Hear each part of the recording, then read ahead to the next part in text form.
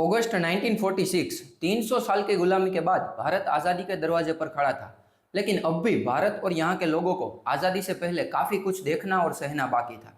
आज़ादी मिल तो रही थी, मगर किस तरह से मिलेगी, इस पर एक गहरी बहस जारी थी। उस वक्त के दो सबसे बड़े राजनीतिक दल कांग्रेस और मुस्लिम लीग, आज़ादी को लेकर इन दोनों की सोच अलग अलग थी। यही मतभेद सुलझाने के लिए ब्रिटिश प्रधानमंत्री क्लेमेंट एटली ने भारत में कैबिनेट मिशन भेजा। 16 मई 1946 को कैबिनेट मिशन ने कांग्रेस और मुस्लिम लीग दोनों के साथ मीटिंग की। इस बैठक के बाद एक प्रस्ताव रखा गया कि भारत को डोमिनियन ऑफ इंडिया बनाकर यहाँ की नई गवर्नमेंट फॉर्म की जाए। लेकिन मुस्लिम लीग ने यहाँ अपनी एक अलग मांग रख दी। उनका कहना था कि भारत के नॉर्थ वेस्ट और पूर्वीय हिस्सों में जहाँ मुस्लिम मेजोरिटी में है, वहाँ ऑटोनोमस और सोवरिजन स्टेट बनाया जाए। मतलब कि ऐसे राज्य जिनके सारे फैसले वो खुद करें। अब इसे सीधे सीधे मानना मुश्किल था, तो एक समझौता हुआ। इसके तहत केंद्रों और राज्यों के बीच एक नई कैटेगरी बनाई गई, जिसे प्रोविजनल ग्रुप्स कहा गया। इस तरह के 3 प्रोविजनल ग्रुप्स बनाए गए। ग्रुप ए, इसमें हिंदू मेजोरिटी वाले प्रांत जैसे मद्रास, बॉम्बे और बिहार। ग्रुप बी, जहां नॉर्थ वेस्ट के मुस्लिम मेजोरिटी एरियाज जैसे पंजाब, सिंध और नॉर्थ वेस्ट फ्रंटियर प्रोविंस। और ग्रुप सी, जहां पर नॉर्थ ईस्टर्न मुस्लिम मेजोरिटी प्रांत जैसे कि बंगाल और असम। इस अरेंजमेंट में केंद्र के पास सिर्फ 3 मुद्दे रहते हैं: डिफेंस, फॉरेन अफेयर्स और कम्युनिकेशन।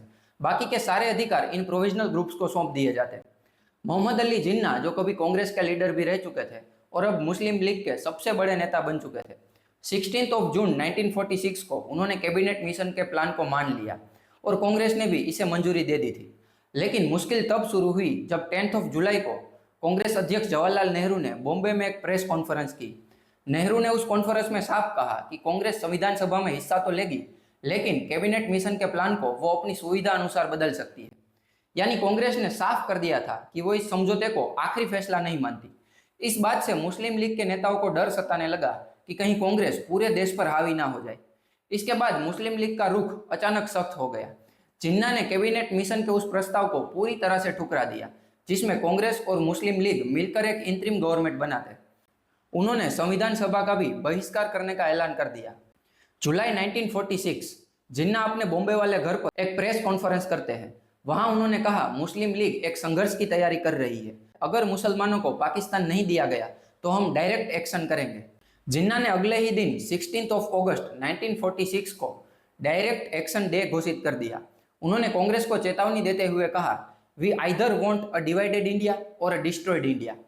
अब उस वक्त डायरेक्ट एक्शन का क्लासिफिकेशन दिया गया कि इस दिन मुस्लिम लीग पूरे देश में रैलियां और विरोध प्रदर्शन करेगी। लेकिन असल में डायरेक्ट एक्शन ये शब्द सुनते ही पता चलता है कि इसका मकसद क्या रहा होगा। इसके बाद मुस्लिम लीग की वर्किंग कमेटी ने पूरे भारत में मुसलमानों से अपील की कि 16 अगस्त को डायरेक्ट एक्शन डे के रूप में मनाया जाए। इस दिन पूरे देश में मीटिंग्स, रैलियां और जुलूस निकाले जाएंगे ताकि मुस्लिम लीग के प्रस्ताव को जनता तक पहुंचाया जा सके। असल में इसका मकसद सिर्फ एक बड़ा प्रदर्शन नहीं था, बल्कि दंगे फसाद फैलाकर अपनी अलग पाकिस्तान की मांग को मनवाना भी था।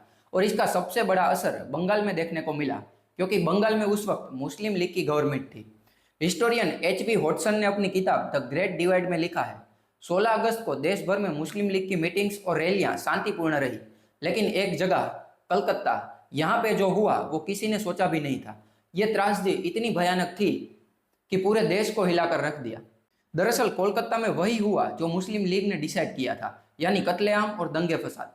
उस वक्त बंगाल की राजनीति दिल्ली से बिल्कुल अलग थी। यहाँ कांग्रेस और मुस्लिम लीग दोनों का गहरा जनाधार था। कलकत्ता जैसे शहरों में पॉलिटिकल रैली और हड़तालें एक आम बात बन चुकी थी। फरवरी 1946 में कलकत्ता में हुए दंगों के बाद से ही हिंदू और मुस्लिम कम्युनिटीज के बीच तनाव लगातार बढ़ता जा रहा था। उस समय के कई अखबार भी आग में घी डालने का काम कर रहे थे। दोनों साइड के अखबारों ने एक दूसरे के खिलाफ भड़काऊ और पक्षपाती रिपोर्टिंग की। इसने दोनों कम्युनिटीज के बीच की नफरत को और भी गहरा कर दिया। इसी बीच कोलकाता के मेयर सैयद मोहम्मद उस्मान ने एक पैम्पलेट छपवाया, जिसमें उन्होंने लिखा था, हम मुसलमानों ने ताज पहना है और हुकूमत की है। हिम्मत मत हारो, तैयार हो जाओ और तलवार उठा लो। ए काफिर, तुम्हारा अंत दूर नहीं। खुलेआम ऐसे एंटी हिंदू बयानों ने हालात को और भी ज्यादा बिगाड़ दिया। इसी माहौल के बीच 16 अगस्त 1946 को डायरेक्ट एक्शन डे वाले दिन बंगाल के मुस्लिम लीग के चीफ मिनिस्टर हुसैन शाहिद सुहरावर्दी ने उस दिन को पब्लिक हॉलीडे डिक्लेयर कर दिया। इस छुट्टी की वजह से मुस्लिम लीग आसानी से अपनी हड़ताल को लागू कर पाएगी और इससे कांग्रेस समर्थक भी मजबूर होकर अपने ऑफिस और दुकान बंद करेंगे। कांग्रेस ने आरोप लगाया कि मुस्लिम लीग सांप्रदायिक राजनीति कर रही है। 14 अगस्त को कांग्रेस के नेता किरण शंकर राय ने हिंदू बिजनेसमैन से अपील की कि वो 16 अगस्त को दुकानें बंद ना रखें और हड़ताल का विरोध करें। वहीं दूसरी तरफ मुस्लिम लीग का अखबार स्टार ऑफ इंडिया ने 16 अगस्त का पूरा प्रोग्राम पब्लिश किया। इसमें साफ लिखा गया था कि उस दिन पूरे कलकत्ता, हावड़ा, हुगली और आसपास के इलाकों में हड़ताल होगी। अलग अलग जगहों से जुलूस निकालकर ऑक्टरलोनी मॉन्यूमेंट, जो आज का शहीद मीनार है, वहां पर इकट्ठे होंगे, जहां एक बड़ा जलसा होगा जिसकी अध्यक्षता खुद सुहरावर्दी करेंगे। इसके अलावा लीग ने हर वार्ड की मस्जिदों में 3-3 कार्यकर्ता भेजने का प्लान बनाया ताकि जुम्मे की नमाज के बाद लोगों को इस आंदोलन का संदेश दिया जा सके। खास दुआओं का भी इंतजाम किया गया, जिसमें डायरेक्ट एक्शन को इस्लामी इतिहास के पैगंबर मोहम्मद की मक्का विजय से जोड़ा गया। 16 अगस्त की सुबह से ही कलकत्ता का माहौल बदला हुआ था। सुबह 10 बजे से पहले ही पुलिस हेडक्वार्टर्स ने रिपोर्ट भेजी थी कि शहर में तनाव है, दुकानों को जबरदस्ती बंद करवाया जा रहा है, जगह जगह झगड़े, चाकूबाजी, पत्थरबाजी और तोड़फोड़ की घटनाएं हो रही है। ये घटनाएं ज्यादातर शहर के नॉर्थ सेंट्रल इलाकों में हुई, जैसे राजा बाजार, कॉलेज स्ट्रीट, हैरिसन रोड, कोलुटोला और बुर्रा बाजार, जहां हिंदू मेजोरिटी में थे और आर्थिक रूप से मजबूत स्थिति में भी थे। यही कारण था कि हिंसा का सबसे पहला और सबसे बड़ा निशान ये इलाके बने। दोपहर 2 बजे मुस्लिम लीग की एक बड़ी मीटिंग शुरू हुई, लेकिन रैली और भीड़ तो पहले ही जुम्मे की नमाज के बाद अलग अलग हिस्सों में निकलने लगे थे। बड़ी संख्या में लोग लाठी और लोहे की रॉड लेकर आए थे।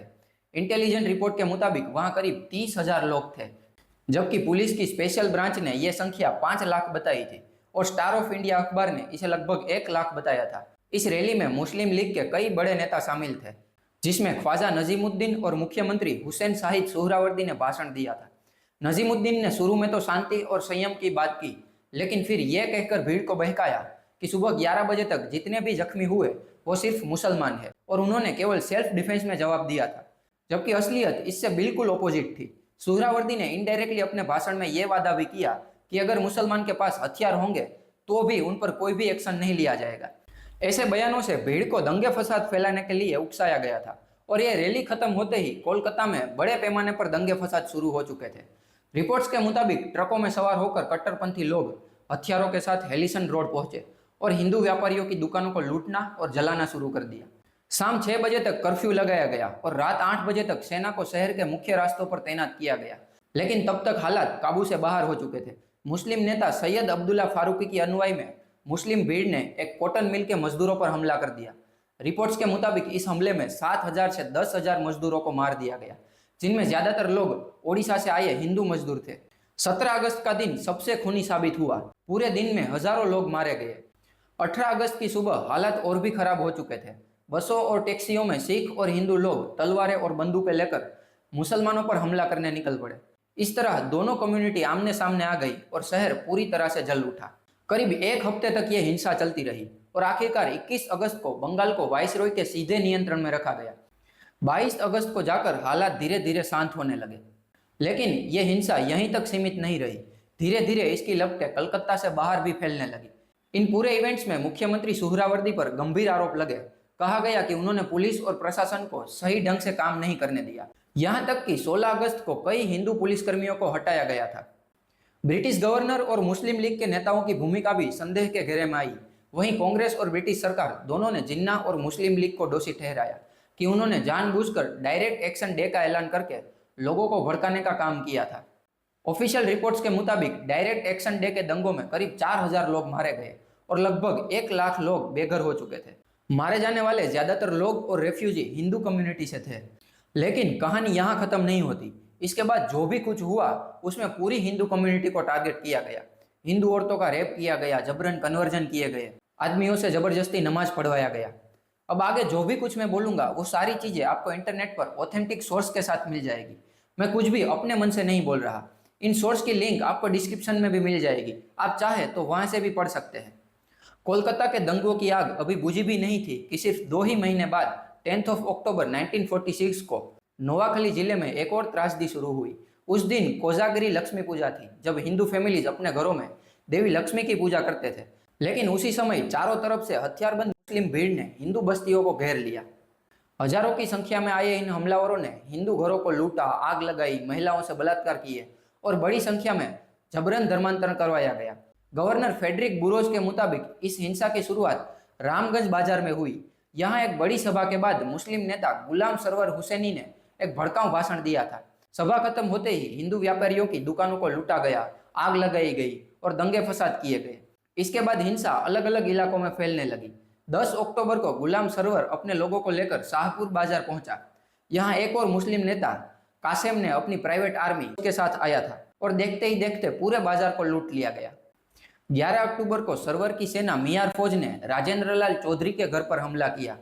राजेंद्र लाल उस समय के नोआखली के बार काउंसिल के प्रेसिडेंट और हिंदू महासभा के नेता थे।